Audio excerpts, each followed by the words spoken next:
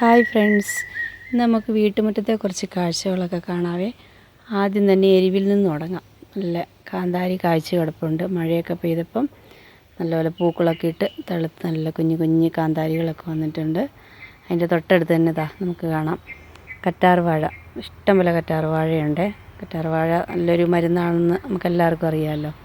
അതുപോലെ ഇത് നിൽക്കുന്നൊരു ആമ്പൽക്കുളത്തിൻ്റെ വക്കത്താണേ. പക്ഷേ ആ വെള്ളമൊന്നും ഇവർക്ക് കിട്ടിയില്ല, കാരണം ഇത് വാർത്തിട്ടിരിക്കുന്നതല്ലേ. പിന്നെ ഇത് പുതിന, ഒരു ചെറിയ കമ്പ് കൊണ്ട് ഒരു കൂടിൻ്റെ അകത്ത് നട്ടതാണ്. ഇപ്പോൾ ആണ്ടേ അവൾ വെള്ളത്തിൻ്റെ അകത്തോട്ട് ഇറങ്ങി മുടിയൊക്കെ അഴിച്ചിട്ട് ഇങ്ങനെ കിടക്കുന്ന പോലെയാണ്. വെള്ളമെല്ലാം വലിച്ചെടുത്ത് സുഖജീവിതം. ഒരാമ്പലിൻ്റെ മുട്ടുണ്ട്, രാവിലെ വിരിഞ്ഞതാണേ. ഇപ്പോൾ അത് കൂമ്പി നിൽക്കുക. വൈകുന്നേരം സമയമാണ് ഞാനിപ്പോൾ വീഡിയോ എടുക്കുന്നത്. ഇത് ഇഷ്ടം പോലെ ഗപ്പികളൊക്കെ ഉണ്ട്. അടുത്ത പിള്ളേരൊക്കെ വരും. അതുപോലെ നമ്മുടെ വീട്ടിലെ തന്നെ കുഞ്ഞു പിള്ളേരൊക്കെ വന്ന് കുപ്പിക്കകത്തും കൂടിൻ്റെ അകത്തൊക്കെ ഇട്ട് പിടിച്ചുകൊണ്ട് പോകും. അവരെന്നാ ചെയ്യണേന്ന് അറിയത്തില്ല, അവരിങ്ങനെ കൊണ്ടുവന്ന് കാണാം. ഗപ്പികളിങ്ങനെയുള്ള ഒത്തിരി കൊതുക് ശല്യമൊക്കെ കുറവുണ്ട്. ഈ ആമ്പൽക്കുളത്തിനൊരു തോണിയുടെ ഷേപ്പാണ്. ഇത് അനിയൻ ഉണ്ടാക്കിയതാണ് കേട്ടോ. എപ്പോഴും നിറച്ചും വെള്ളമൊക്കെ ഉണ്ട്. ആമ്പൽ പൂക്കളൊക്കെ ഉള്ളതാണ് എപ്പോഴും. ഇപ്പോൾ ഒരു പൂവേ ഉള്ളൂ. ഇനി ഇതിൻ്റെ അടുത്ത് നിന്ന് നമുക്ക് ഇനി എന്തൊക്കെയാണ് ഉള്ളത് നോക്കി. ഇതിൻ്റെ പക്കത്തിരുന്നായി പൂച്ചകൾ വെള്ളമൊക്കെ കുടിക്കുന്നത്. നല്ലൊരു കോളാമ്പിപ്പൂ ഉണ്ട്. ഇതിന് വേറെന്തോ പേരുണ്ട് കേട്ടോ, പക്ഷേ എന്താണെന്ന് എനിക്ക് അറിയത്തില്ല.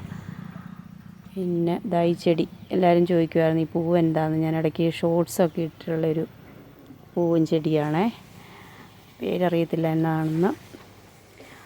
അപ്പോൾ ഇങ്ങനെ പോകുമ്പോൾ ഇവിടെ വേറൊരെണ്ണമുണ്ട്. ഇത് പൂച്ചെടിയല്ല, ഇതെന്തോ ചെറിയാണ്. എന്തോ കായുണ്ട്. കുറേ നാളായി ഇത് കായും പ്രതീക്ഷിച്ച് ഇങ്ങനെ ഇരിക്കുന്നു. അതുപോലെ തന്നെ ഇവിടെ ഒരു ഓർക്കിഡ് നിൽപ്പുണ്ട്. ഇത് ഒരു വർഷമായി ഈ ഓർക്കിഡ് കൊണ്ടുവന്നിട്ടിട്ട് ഇതുവരെ ഏതെങ്കിലും ഒരു പൂവ് ഉണ്ടായിട്ടില്ല. എന്നെങ്കിലും ഒരു പൂവ് ഉണ്ടാകുമെന്നും അത് കാണുമെന്നും പ്രതീക്ഷിച്ച് ഇങ്ങനെ ഇരിക്കുന്നു.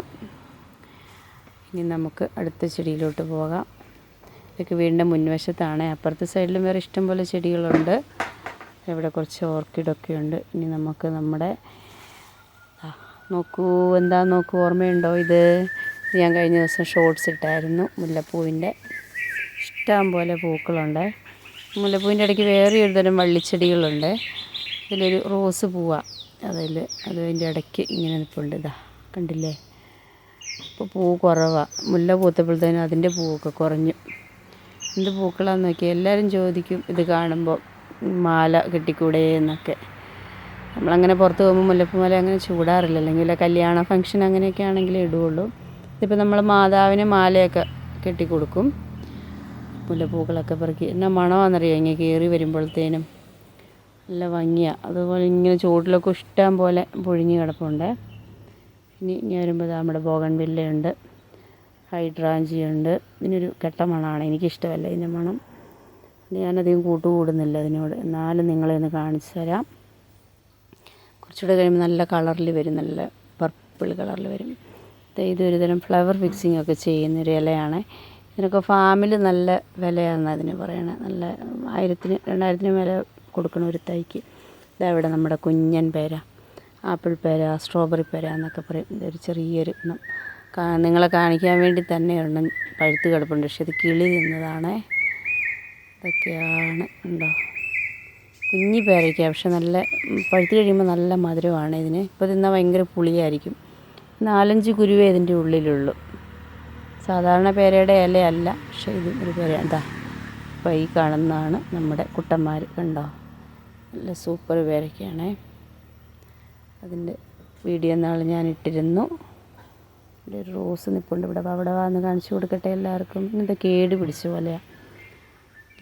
ഇത് മുള്ളാത്തന്ന് ഒത്തിരി മലയണ്ണാൻ്റെ വീഡിയോ ഒക്കെ എടുത്തിട്ടുണ്ട്. അവിടെ ഒരു ചാമ്പയുണ്ട്, നല്ല ഹൈറ്റുള്ള ചാമ്പയാണ്. ഈ പറമ്പിൽ തന്നെ ഒരു 6-7 ചാമ്പ മരമുണ്ട്. ഇത് അമ്മച്ചി പണ്ട് കാലത്തെങ്ങാണ്ട് കൊണ്ടുവന്നിട്ട ചാമ്പേൻ്റെ അടുത്താണ് തൊഴുത്തൊക്കെ ഉള്ളത്.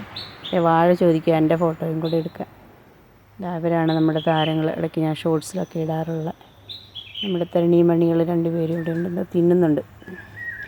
അവർ ഉണങ്ങിയ പ്ലാവിൻ്റെ ചപ്പാണ് കഴിക്കുന്നത്. കച്ചി കൊടുക്കും, പ്ലാവിൻ്റെ ചപ്പ് കൊടുക്കും, പിന്നെ പുല്ല് ഒക്കെ കൊടുക്കും. ഈ വൈക്കോലിൻ്റെ ഇടയ്ക്കാണ് ഒരു കാർബോർഡ് പെട്ടിയിൽ നമ്മുടെ താരം പൂച്ച പെണ്ണ് പ്രസവിച്ചിടുന്നത്. അവൾ കുഞ്ഞുങ്ങളെ കൊണ്ട് എങ്ങാണ്ട് പോയി. അപ്പോൾ ഇതൊക്കെയാണ് ഇന്നത്തെ വിശേഷങ്ങൾ. ഇനി കൂടുതൽ വിശേഷങ്ങൾ അപ്പുറത്തെ സൈഡിലെ പൂക്കളുമായിട്ട് വീണ്ടും കാണാം. ബായ്.